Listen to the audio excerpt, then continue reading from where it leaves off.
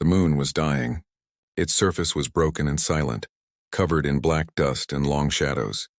The red star above flickered weakly, painting everything in blood-colored light. Somewhere inside a half-collapsed human outpost, a single man was still alive. His name was Eli, and he had been forgotten. The air was thin, his oxygen tank almost empty. The temperature dropped lower every hour.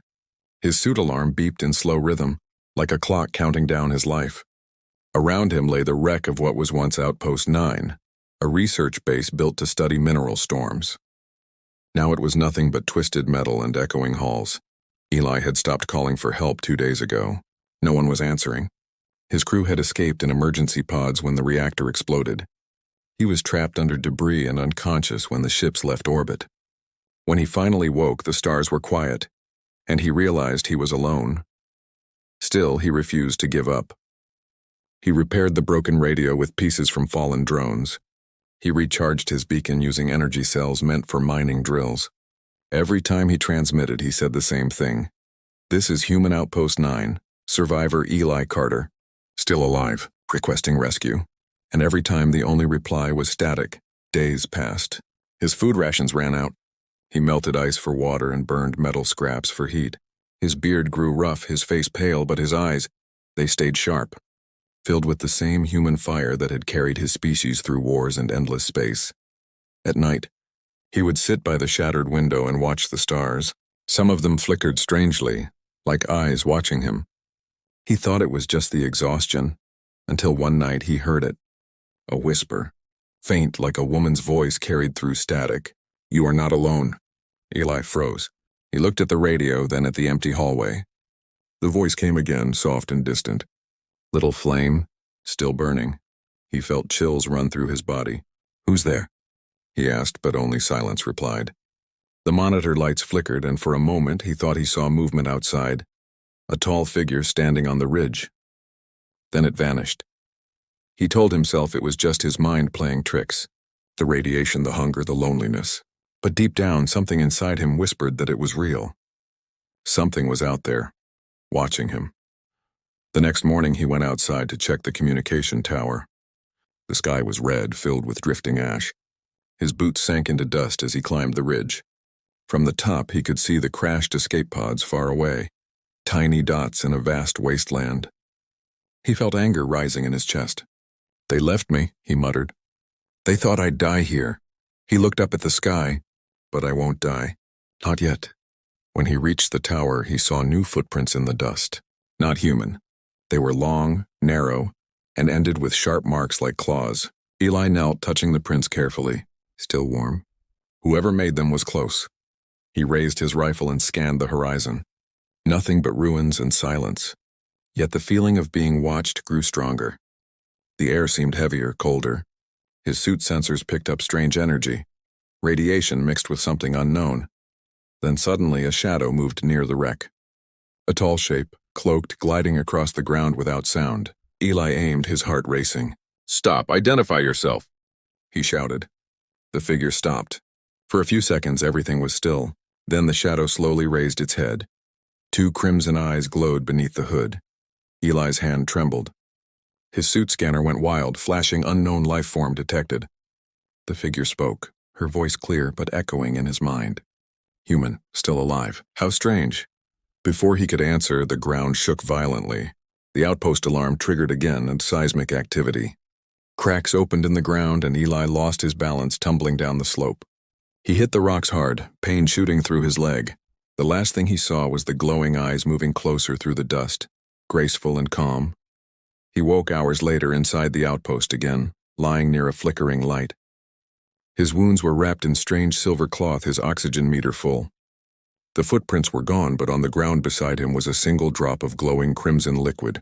Not blood, but something alive, pulsing faintly like a heartbeat. He stared at it, confused.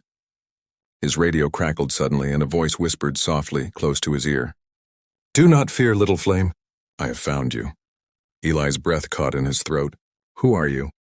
he whispered. The voice replied, low and ancient. "I am Solara, Princess of the Crimson Moon." The transmission ended. Silence filled the base once again. Eli sat there frozen, staring into the darkness. His heart pounded, not from fear, but from something else. A strange sense of destiny. He didn't know it yet, but the moment she spoke his name, the course of both their worlds began to change. Somewhere beyond the red horizon, an ancient ship stirred, its engines awakening for the first time in centuries. The vampire princess was coming, and the forgotten human would soon become her reason to live. Eli didn't sleep that night. The red star burned faint outside, and the shadows in the broken corridors seemed alive. The name from the transmission echoed in his head again and again. Solara, Princess of the Crimson Moon. The words felt both beautiful and terrifying. His heart told him it was impossible. Vampires were myths from old colony tales, creatures that fed on blood and vanished with the dawn. But deep down, something about her voice felt real. Too real. Hours passed. The oxygen lights dimmed. Then, without warning, the base shook. The ceiling dust fell like gray rain. Outside, a low hum filled the air, deep, ancient, almost like a song. Eli ran to the window and froze. Above the dying moon, the sky was burning red and gold. A ship was descending, not human. Its surface was dark crystal, its wings shaped like blades glowing faintly with crimson veins of power. It moved with silent grace, ignoring gravity like it was a whisper. Eli grabbed his rifle and stepped outside. The air shimmered. Lightning crawled across the sky as the vessel landed on the plain beyond the outpost. Dust rose in a great circle, and out of that red mist, figures appeared. They were tall, slender, moving like dancers. Their armor shone black, their faces pale and beautiful, not human yet not monstrous. Their eyes glowed faintly red. They carried long spears that crackled with dark energy. At their center walked her, Solara. Her cloak flowed like living shadow. Her silver hair glowed under the weak starlight. Her skin was pale as moonlight, her lips crimson. When she stepped onto the broken ground, the frost spread from her feet, freezing dust into glass. Eli's heart hammered in his chest. He aimed his rifle but didn't fire. Something inside him whispered that she meant no harm. Solara stopped a few meters away. Her soldiers tensed, ready to strike, but she raised a single hand, elegant, commanding, and the air fell silent. Her eyes met his. They were deep red but not cruel. "A human," she said softly. "Still alive." "On this cursed rock." Her voice was smooth, like music through metal. Eli tried to speak, but his throat felt dry. "Who are you?" he asked, though he already knew. "You heard my name," she said, walking closer. "Few dare to speak it. I am Solara Vin of House Crimson, once heir to the throne of the Blood Empire, now an exile." She stopped an arm's length away. Eli could feel the cold from her body, yet it didn't hurt. It felt like the air before a storm. "Why are you here?" he asked. Solara looked around at the broken machines, the flickering lights, and then back at him. "Because something called me," she whispered. A voice filled with defiance. It echoed through the void. Eli frowned. "My distress beacon?" She smiled faintly. "Yes, I felt it. A cry of hope on a dead world. Such things are rare. Among your kind." One of her guards stepped forward. "Princess, we must leave. The Empire hunts you. Remaining here endangers us all." Solara ignored him. She circled Eli slowly, studying his face. "You have the eyes of a survivor," she said, "but your body weakens. Your species burns bright and dies quickly." Eli met her gaze firmly. "Humans don't die easy," he said. She stopped, and for the first time she laughed, a soft, haunting sound that made the air tremble. "So I have heard." Lightning cracked overhead. The dying moon groaned as another quake rolled through. The soldiers turned toward the ship. "Princess, the crust is unstable," one shouted. Solara's eyes glowed brighter. "Then we leave," she said, then turned back to Eli. "You will come with me." Eli shook his head. "No, I stay. This outpost is my duty." Her expression changed, curiosity mixed with respect. "Duty, even when death is certain?" "Especially then," he replied. For a moment neither moved. The red wind howled between them. Then she extended her hand, pale, elegant, trembling slightly. "You misunderstand, human. I am not asking." Her soldiers aimed their spears. The air pulsed with crimson light. Eli stood tall, even though fear crawled inside him. "If you're here to kill me, do it," he said quietly. "But I won't kneel." Solara's eyes widened. Then she smiled again, slow, dangerous, almost sad. "Kneel? No, not you. Never you." She gestured sharply, and the energy around them shifted. A sphere of red mist wrapped around Eli. lifting him gently off the ground. He gasped but couldn't move. Her voice filled his mind. You will die here without air, without food, without warmth. Come with me and you may live. He tried to fight it, but darkness pulled at the edge of his vision. Her glowing eyes were the last thing he saw before everything faded.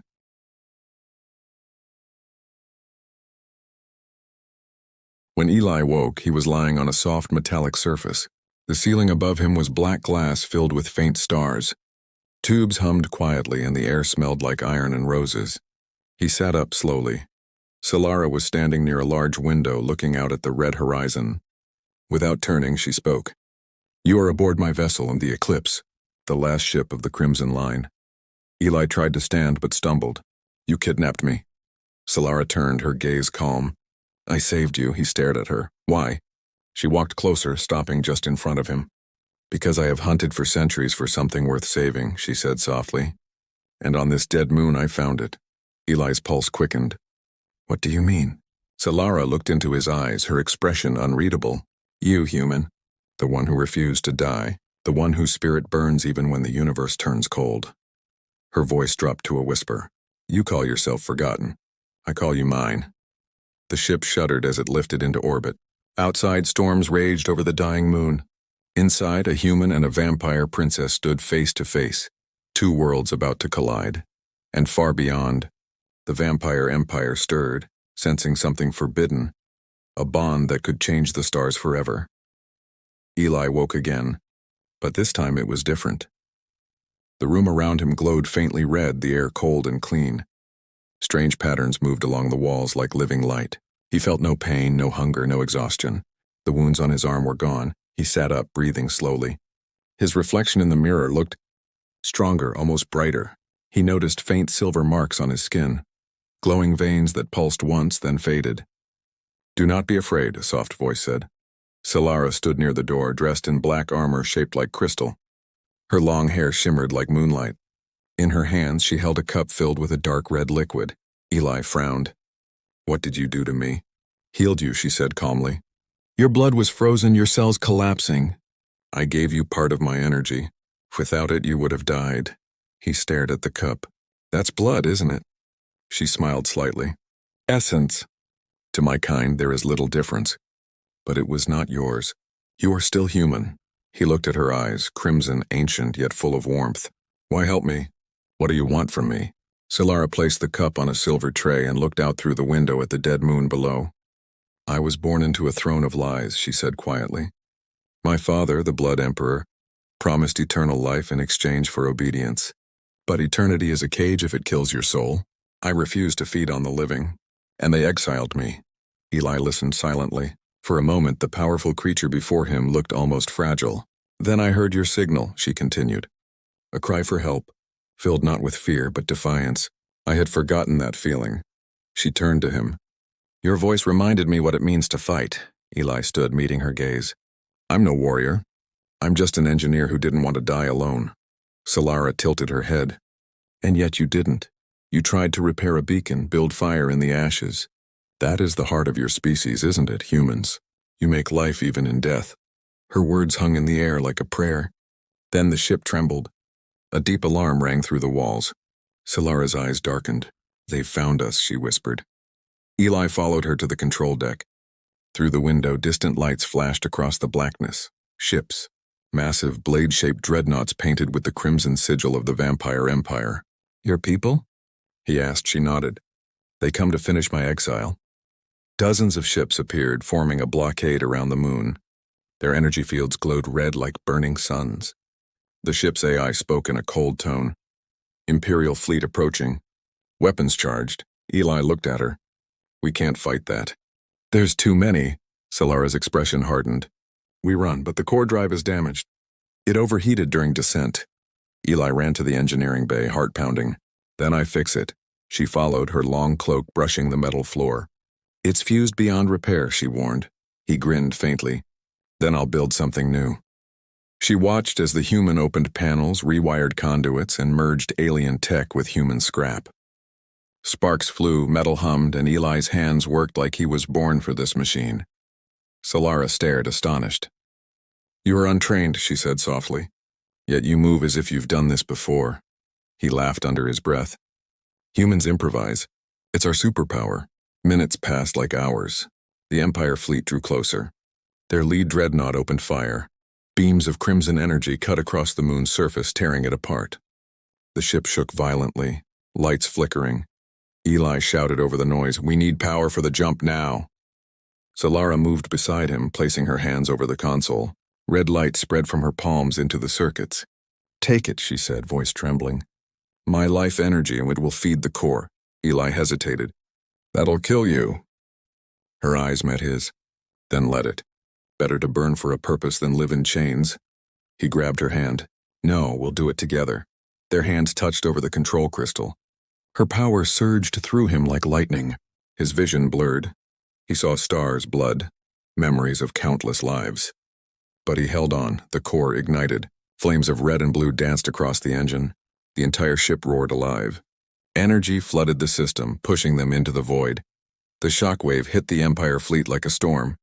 Several ships were thrown off course. Solara's vessel jumped into light, silence, then darkness. When Eli opened his eyes again, stars were everywhere, clean, bright, infinite. They were far beyond the dying moon now, drifting in a quiet region of space. Solara knelt on the floor, weak but alive. Eli caught her before she fell. Her skin was cold, her pulse fading. "You gave too much," he said. She smiled faintly. "And yet, you are still alive. Worth it." He carried her to the chamber, placed her on the healing bed. The ship's light dimmed to a calm glow. He stayed beside her all night. Hours later, Solara opened her eyes. "You risked everything for me," she whispered. Eli looked at her, tired but smiling. "That's what humans do." She reached out, her fingers trembling. "Then I offer you a pact," he frowned. "A pact? Blood for strength, fire for loyalty, a bond between your heart and mine. No ruler, no servant, equals." He hesitated, then nodded slowly. "I'll accept, if it means we fight together." Solara smiled, her eyes glowing once more. "Then it is done."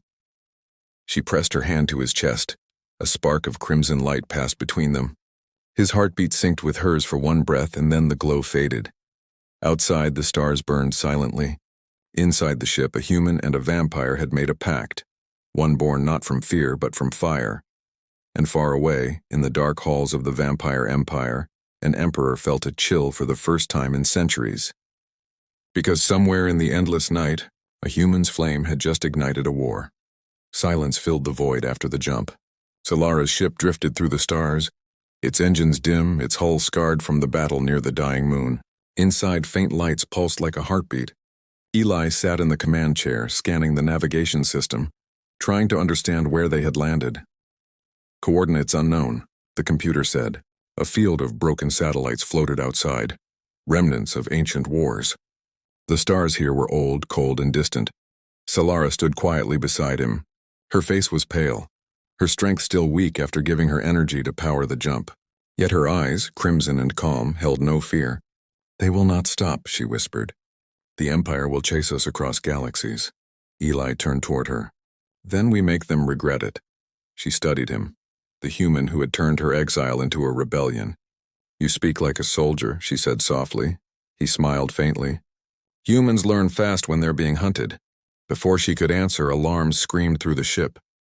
The radar flared red, multiple contacts incoming. The vampire fleet had found them again. Solara's eyes widened. "They tracked the energy signature from our jump." Eli clenched his fists. "How many?"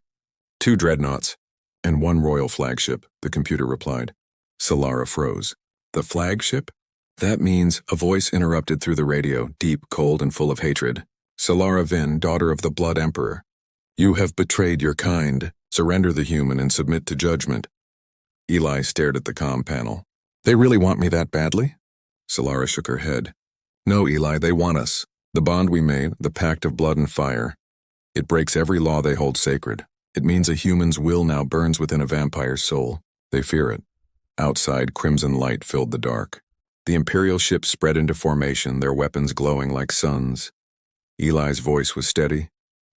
"We can't outgun them." Solara closed her eyes. "Then we outsmart them." They worked in silence. Eli rerouted the ship's power into the weapon grid. while Solara uploaded coordinates into the ancient navigation codes. The ship groaned, old but still loyal. Eli looked up from the console. If this doesn't work, we'll both be dust. Solara turned to him, her expression unreadable. Then let the stars remember our names. The first shot hit. The impact shook the entire vessel. The shields flared weakly. Another hit followed. Closer this time, Eli gritted his teeth. Shields at 30%. Solara's fingers danced over the holographic controls, redirecting power from life support. Eli blinked. That's crazy. So is defying an empire, she interrupted. The ship spun sharply, diving into the debris field. Shattered satellites and dead machines tumbled through space. The pursuing ships followed, firing beams that lit the void like lightning.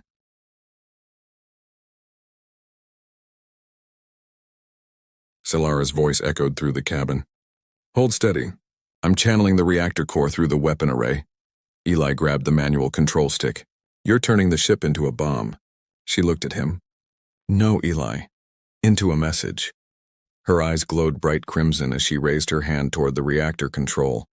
When this fires, they'll know a human stood with a vampire princess. And neither kneeled. Eli stared at her, realizing she was ready to die. He reached out, taking her hand. Not today. If one of us burns, we both burn. The ship's lights turned blood red. Energy built up, humming like a living thing. Outside, the Imperial flagship closed in, charging its main cannon, a beam capable of vaporizing moons. Solara whispered something ancient in her language, a prayer, or maybe a curse. For every slave who never saw the dawn, for every star they darkened, Eli finished her words softly, for every human who refused to die. She looked at him. A single tear of crimson slid down her cheek. Then she gave the final command. Fire. The explosion was not of light, but of sound. A shockwave rippled across space, bending energy itself. The debris field erupted, scattering across the stars. The flagship's cannon misfired, imploding in a flash of red fire. The smaller ships were torn apart, their hulls collapsing under the pulse. For a few seconds, everything went silent again. Then a faint signal pulsed from the center of the explosion. A beacon. The same beacon Eli had tried to fix back on the dying moon. It transmitted one simple message in every human frequency. Earth stands with her, far away, in the Sol system deep beneath the lunar surface. An AI monitoring station received the signal. Its sensors flickered alive after decades of silence. A single message reached the human fleet's command archive. Within minutes, dozens of Terran warships stirred in the dark. The words, Crimson Empire and Threat Detected flashed across every human defense network. And somewhere aboard a Terran dreadnought, a commander whispered, Activate the old protocols. Humanity answers. Back in the void, Solara's ship drifted silently. Its hull was half destroyed, systems offline. Eli coughed through the smoke, checking the controls. Still alive? He asked weakly. Solara turned to him. Her armor was cracked, her skin pale, but her eyes burned with pride. Alive, she said softly. And unbroken. He laughed quietly. Then I'd call that a win. She knelt beside him, brushing dust from his cheek. You humans, your hearts burn too bright for this cold universe. He met her gaze. And you vampires, maybe you just needed a spark to remember what life feels like.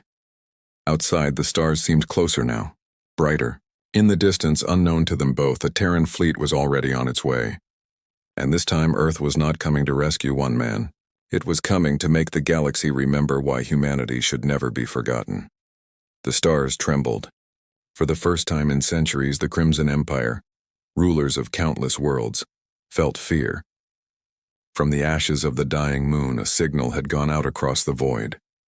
Earth stands with her. Every outpost, every old satellite, every forgotten human probe repeated it.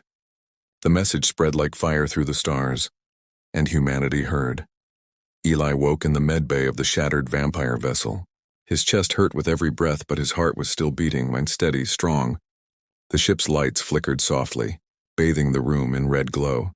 Solara sat beside him, her armor broken, her silver hair darkened by dust and blood.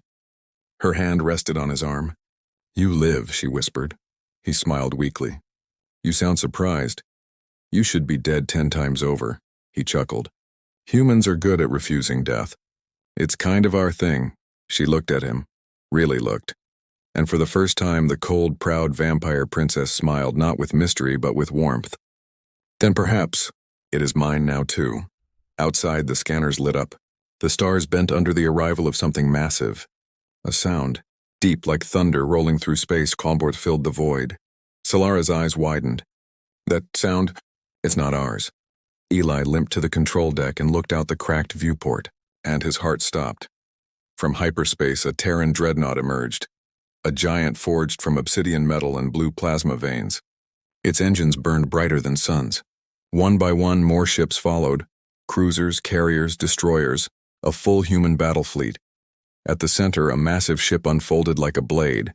TSS Vigilant Dawn, the pride of Earth's defense command. They came, Eli whispered. Earth came. Solara stepped forward, awe in her eyes. You called them? No, he said softly. We did. The beacon's message had traveled faster than light, through every old network, every forgotten relay built by humanity's ancestors. Even the stars seemed to carry it. But the vampire empire wasn't silent. As Earth's fleet formed ranks, crimson warships blinked into view, hundreds of them. At the center, a monstrous dreadnought shaped like a blade of bone appeared, the Emperor's flagship. Solara's breath caught. My father. The communication channel burst to life. A cold ancient voice filled the bridge. My daughter, you kneel beside a mortal, and call it strength? Solara's hands trembled, but Eli stepped forward. She stood when you would have burned worlds for pride. That's strength. The Emperor's laughter shook the comms. Human, you think your kind matters? You are dust beneath our eternity. Eli's eyes burned with fury. Then you've never met humanity at war. The vampire fleets moved first. Waves of red energy cut through space like rivers of fire. Earth ships responded. Blue lances of plasma tore through the darkness. The battle that followed was like nothing the galaxy had ever seen. Human destroyers moved like predators, their railguns firing lightning. Vampire cruisers danced between shadows, striking with beams of bloodlight. Explosions painted the stars. Solara took the command chair beside Eli. Her voice rang clear. Target the Emperor's dreadnought. I will face him myself. Eli looked at her. You'll die. Not alone, she said. Not anymore. They flew together toward the center of the battle. One damaged ship, two beating hearts. Inside the Emperor's vessel, Solara appeared through a storm of flame and dust. Her father's soldiers fell one by one as her power surged, not fueled by blood, but by the living energy of the human beside her. Eli followed, carrying a plasma rifle, his armor cracked but eyes steady. The Emperor rose from his throne, towering, radiant, ancient. You have defied your bloodline, he thundered. Solara's voice was calm. No, father. I have redefined it. They clashed, not blade to blade, but power to power. Crimson lightning filled the throne room. Eli was thrown to the ground as energy ripped through the walls. The Emperor raised his hand, preparing to strike, but Eli, bleeding, stood between them. You don't get to touch her, he growled. The Emperor sneered. A mortal? A human, Eli said. And humanity doesn't kneel. He triggered the reactor charge strapped to his armor. A fusion core from the ship's engine modified to detonate. The Emperor's eyes widened. What have you done? Something you'll never understand, Eli said quietly. Sacrifice. Light consumed the chamber. When the light faded, the Emperor's throne lay in ruins. Solara knelt beside Eli's fallen body, his armor shattered, his pulse fading. Tears of crimson ran down her cheeks. You gave me everything, she whispered. Even the one thing I never had. Choice. She placed her hand on his chest. Her voice trembled with power. Then I give it back. Her blood, glowing red like fire, then flowed over his wounds. The light from her body dimmed as his grew stronger. She gave him her immortality. Moments later, Eli opened his eyes. His heart beat once, then again, and the glow in his eyes matched hers. Solara smiled weakly. Now, you will never be forgotten. Outside, the vampire fleet crumbled without its leader.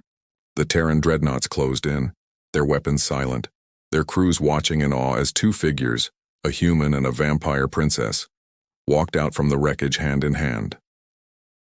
Days later, peace talks began. For the first time, the vampire empire and humanity stood together beneath one banner. the banner of survival, fire, and freedom. The galaxy had a new legend now. He was abandoned on a dying moon, until the vampire princess chose him as her mate, and together they rewrote the fate of the stars.